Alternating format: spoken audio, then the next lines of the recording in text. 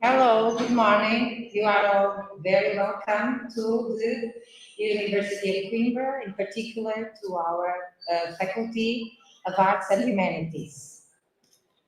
Honorable Rector of the University of Coimbra, Professor Amilcar Falcão. Dear Director of the Faculty of Arts and Humanities at the University of Coimbra, representing the Director, Professor Ana Teresa Peixinho. Dear Director of the Celtic Conference in Classics, Professor Douglas Caylors. Dear organizers, speakers, and attendees of the Celtic Conference in Classics. Ladies and gentlemen. I need to put my PowerPoint working. It's not here, please. I don't know why. Oh my God. I always say that the gods like to joke with me, so they are playing anyway. So. Before you hear my own words, I would like to invite you to read and listen through my voice to the inspiring words of the founder of this scholarly NGO, the Celtic Conference in Classics. But to feel deeply at home in a foreign country or city, there is for me to be someone who presides morally over it, whom I think of with admiration. For me, in Greece, it's Thucydides and Sappho, Anton Powell, 2020.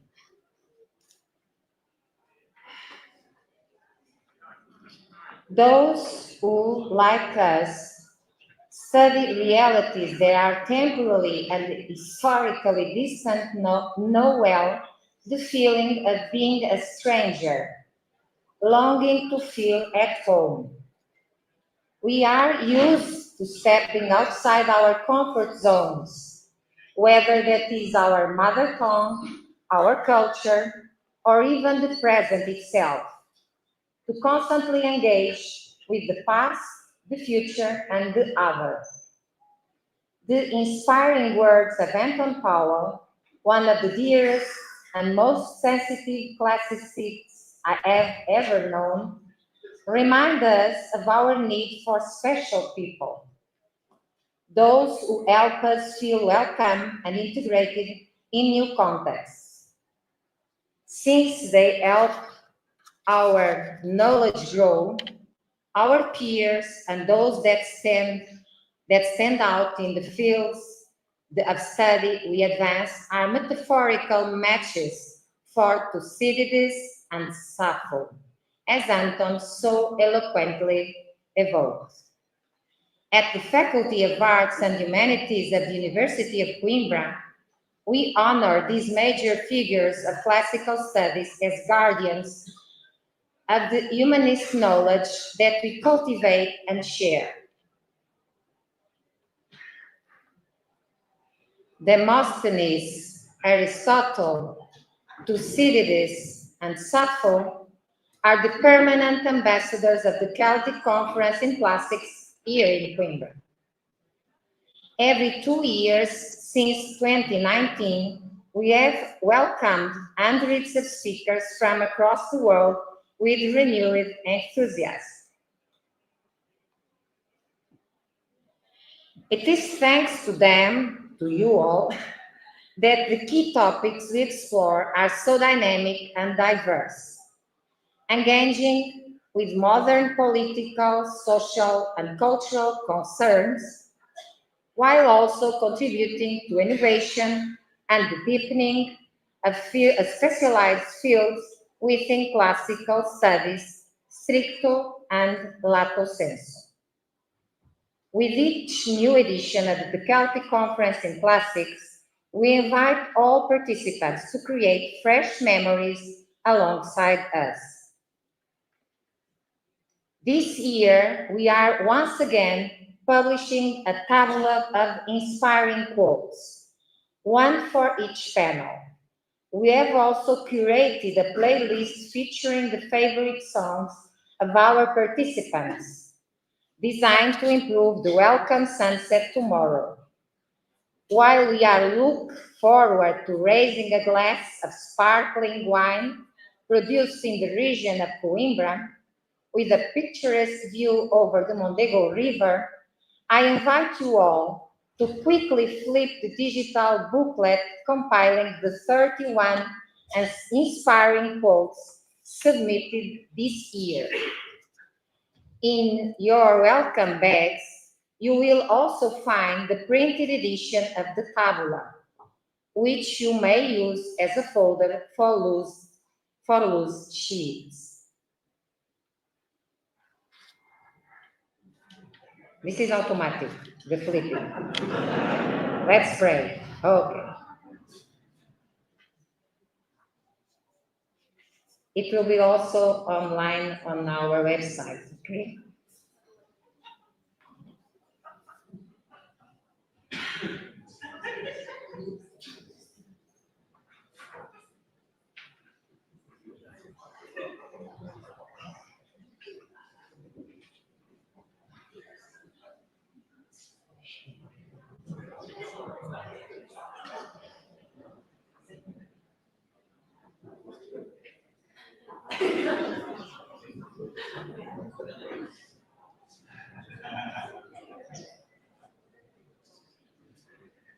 Panel 39.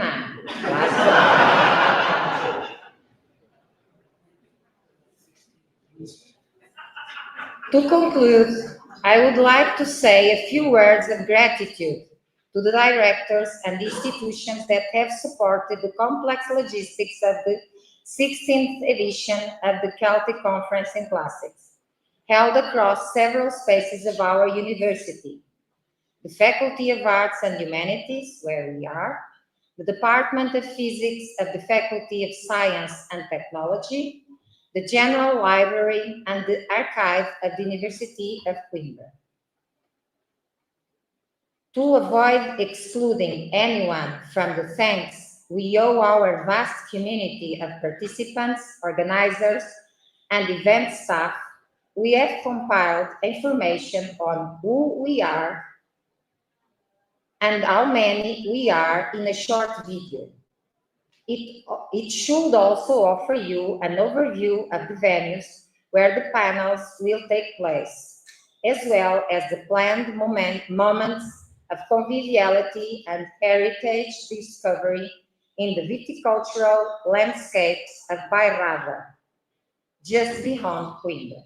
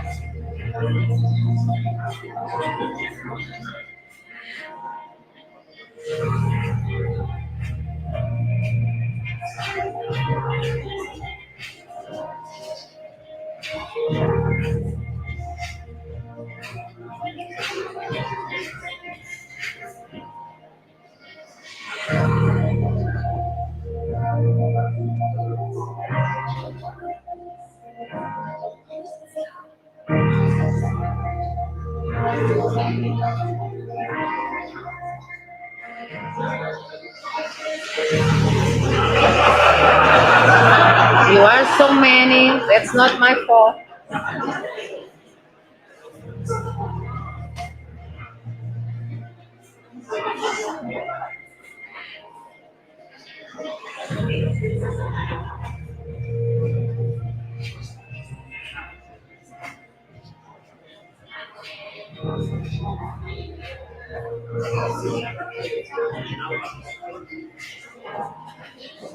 A few more.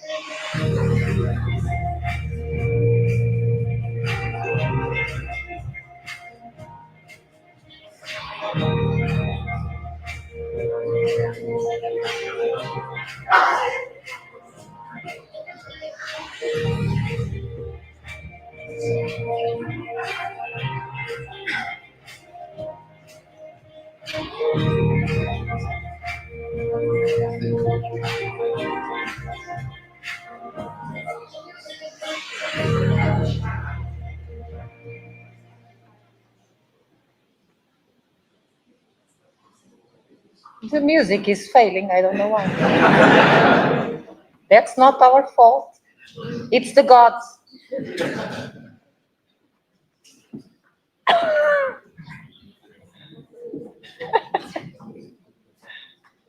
I can assure you that this had initially music all the time.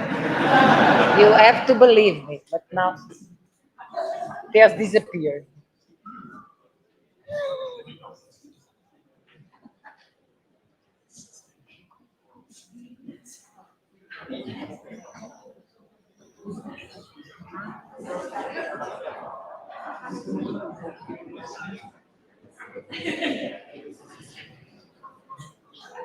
So we have our family photo. Don't miss that one, okay? And the welcome sunset with a great view to the Mondego River.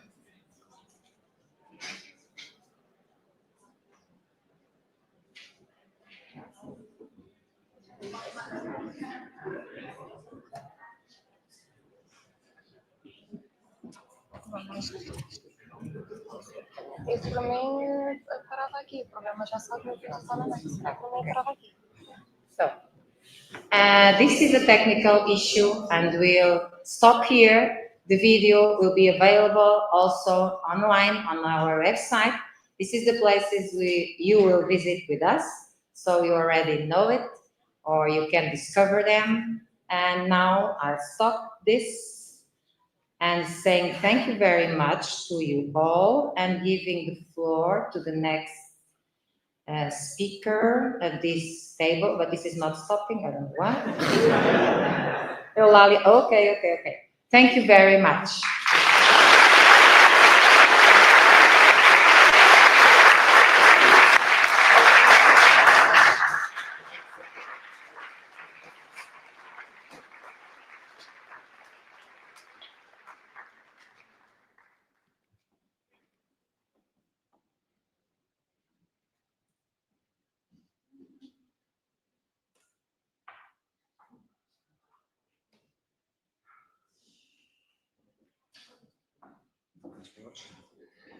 Welcome to Coimbra, everybody. My name is Douglas Cairns. I've been involved with the Celtic Conference in Classics since the second one in Glasgow in 2002. So we started planning for that a couple of years in advance.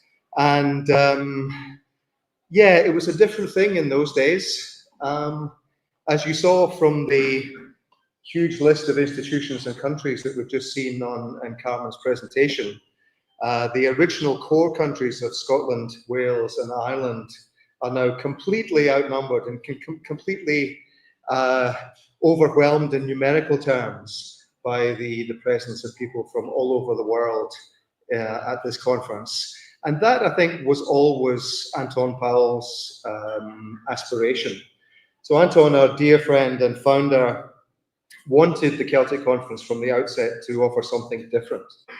And in those days, something different was something that wasn't centered in the UK on Oxford or Cambridge or London, and something that offered a bit more in the terms of detail and depth in research terms in its panels and its presentations. So the model that we now have of panels which extend throughout the whole conference, panels which include longer papers on a single well-defined theme, that was Anton's conception from the outset, and I think it's the reason why the conference is now what it is. So this is a model that Anton built, which has well and truly taken off. And so the Celtic Conference is now different in other senses, in that it is the biggest classics conference in Europe, and perhaps one of the biggest in the entire world. And it still offers something unique to researchers, scholars, graduate students from all over the world where classics is practiced. And I think the fact that there are 600 and more people here in 39 panels is full testament to Anton's vision in the first place. As I said, the last time we were here in Coimbra 2 years ago, Anton built it and they came. So we need to remember Anton's contribution to our conference, but I think we do that simply by making each of these conferences a success. As many of you, or all of you will in fact know, we lost Anton a few years ago. Before he died, he contacted me and asked if I would make sure that the Celtic Conference continued, and that it continued with a biennial base in the University of Coimbra. So Anton had been here in 2019 for the first of the Coimbra conferences and was so impressed by the place, which is an absolutely magical place to be in any capacity, even more magical to be for the conference, as well as the wonderful hospitality, the academic sessions, the food and the wine. You must get out and sample the fado, which is really something completely unique to this city. And Anton was completely overwhelmed by the warmth of the reception by the colleagues and the industry of the team in putting together the first very successful Celtic conference here. So Coimbra is now the conference's home, and it's Coimbra that provides the continuity that the conference needs for the future. So I'm very confident that when I finally succumb to old age and senility, the Celtic Conference will continue in the capable hands of Delphine and Carmen and their colleagues here in Coimbra. Part of the continuity is this new website that we have here. So from now on, the Celtic Conference will have a single website, largely developed by Eulalia, who's here in the audience, with the help of Anton's widow, Joanna, who made sure that we were given access to all the materials from the previously existing website for this new iteration. So from now on, there will be a single port of call for the Celtic Conference to provide continuity between the annual conferences and to ensure that we present a single brand to the world. I could maybe click on something here and see if something happens. Although I'm a Mac user, so I might not do this very well. In fact, I can't even find the cursor. It's you. Sorry. Ah, okay, right. So let's see. The advice is where I think you will find, if I can click on that. Yeah, sorry. Again, I'm a Mac user, so. So you want to do this? The advice, yeah. You need to click here. Okay. Ah, okay, right. And to scroll.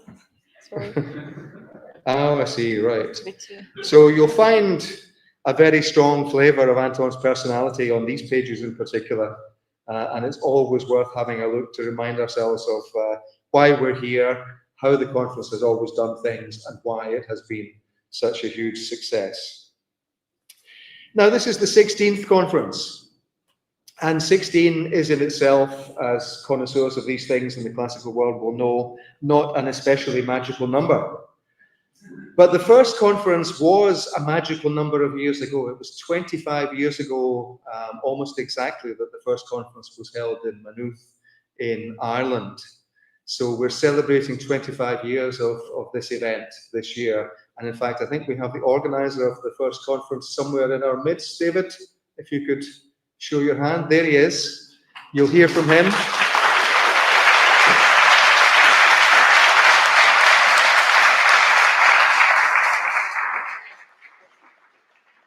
And for those of you who don't know but would like to use our wonderful new website to find out, the next conference will be held in Maynooth next year. So the Celtic Conference has a kind of myth of eternal return. We shall return eternally to Coimbra, and every second year we shall return to somewhere on the Celtic fringes of the European continent, Scotland, Ireland or Wales, or maybe somewhere else if anyone is interested in hosting it. So all I can say is I know you're going to have a great time at this conference. I know that the hospitality and organisation of our hosts in Coimbra will astound us all with its warmth and efficiency. And we'll do the thank yous to everyone who's been involved on Friday. In the meantime, thank you all for coming.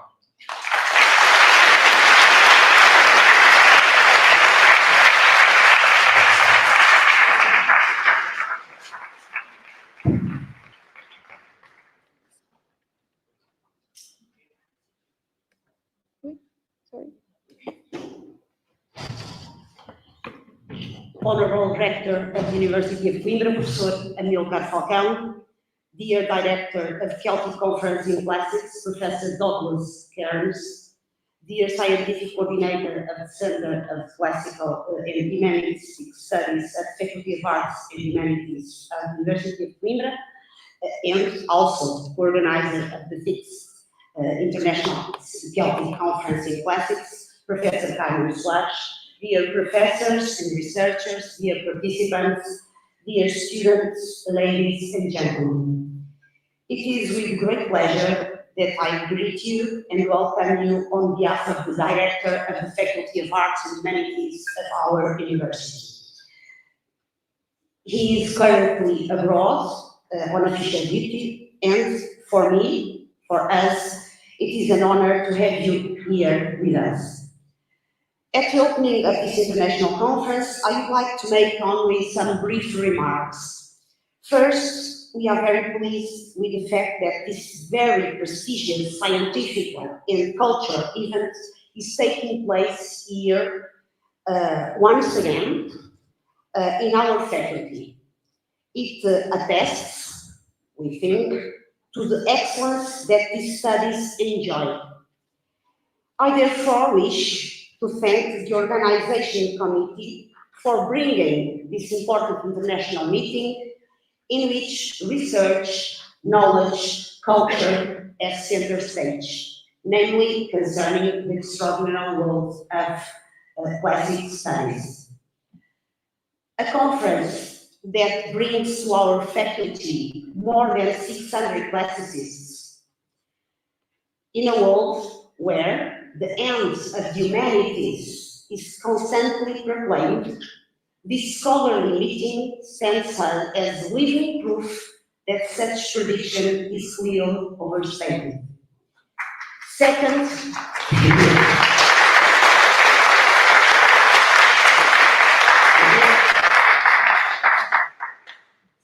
I sincerely hope you enjoyed excellent and productive sessions of debate and networking, and would like to invite you to come back to our faculty. The Faculty of Arts and Humanities of our University of Coimbra, is ever more committed to internationalization, a path we are determined to follow with conviction and continuity. So, You are very welcome, and we thank you for participating in this conference. I renew my compliments. Have an excellent conference. Thank you very much, and enjoy the city and the university. Thank you.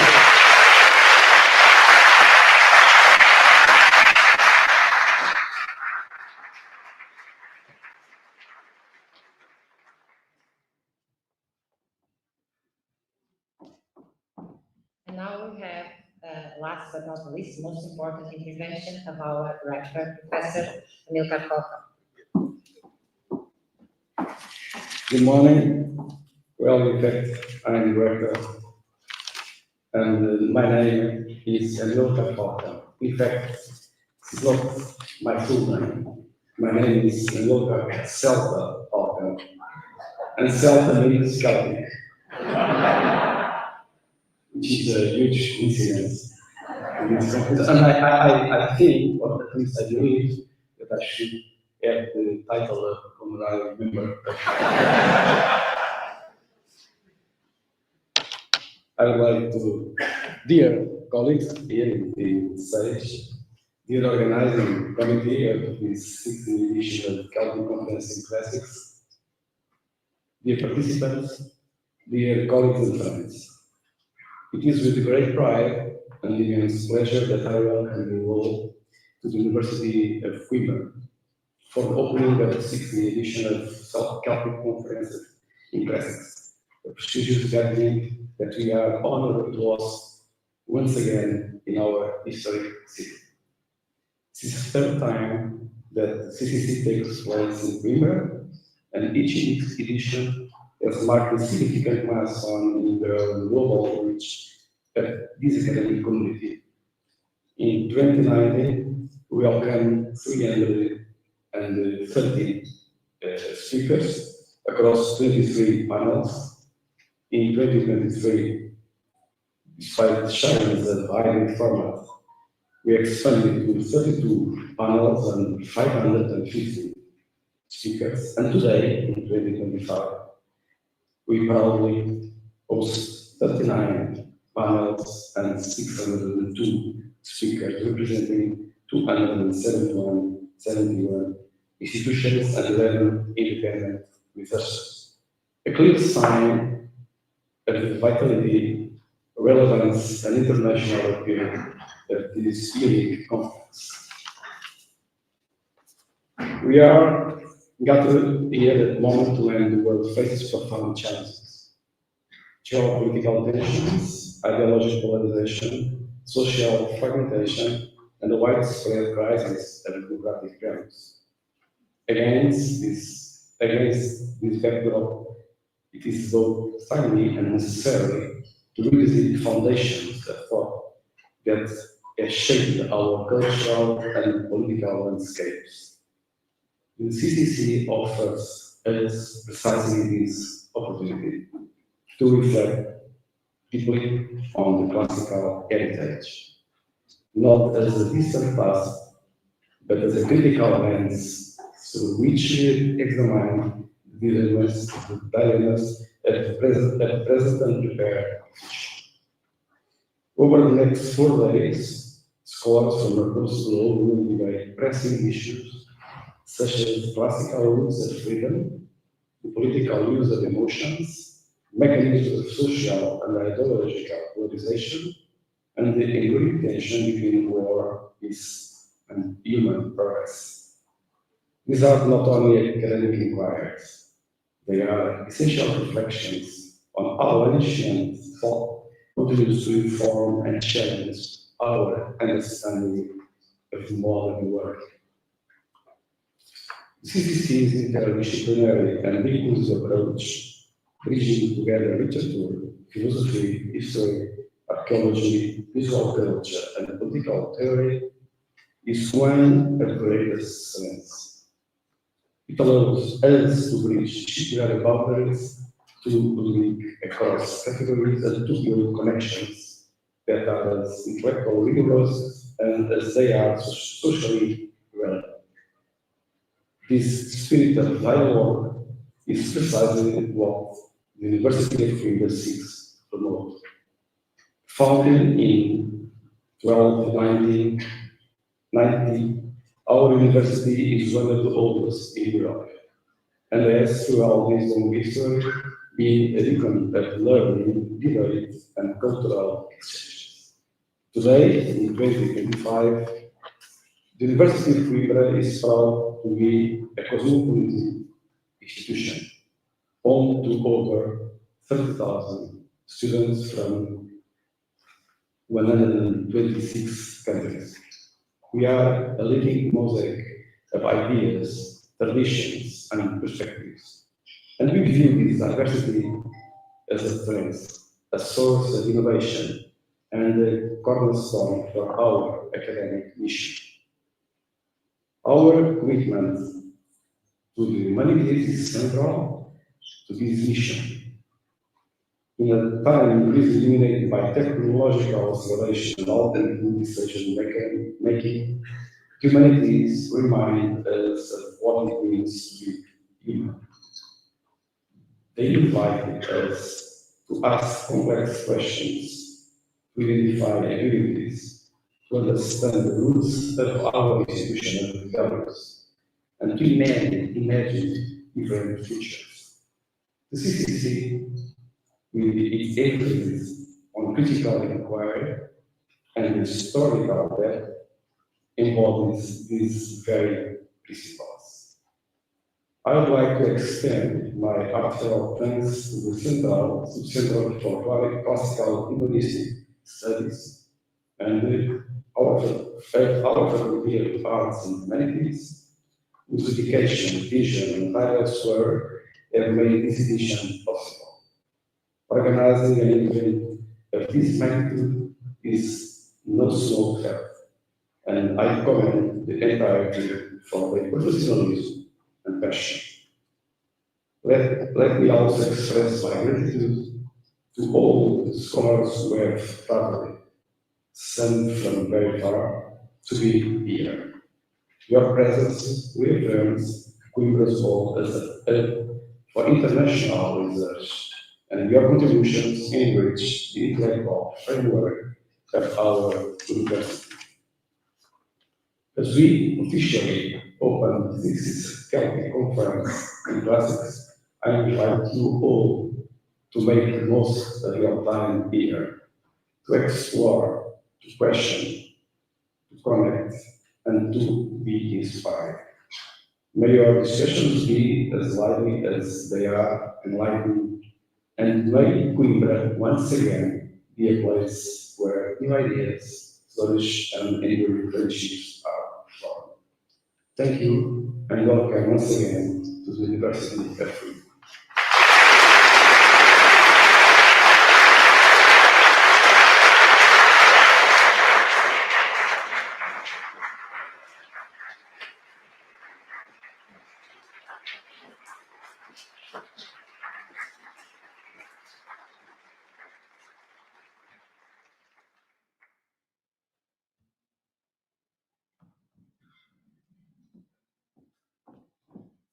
And now let the invasion begin. Let's go.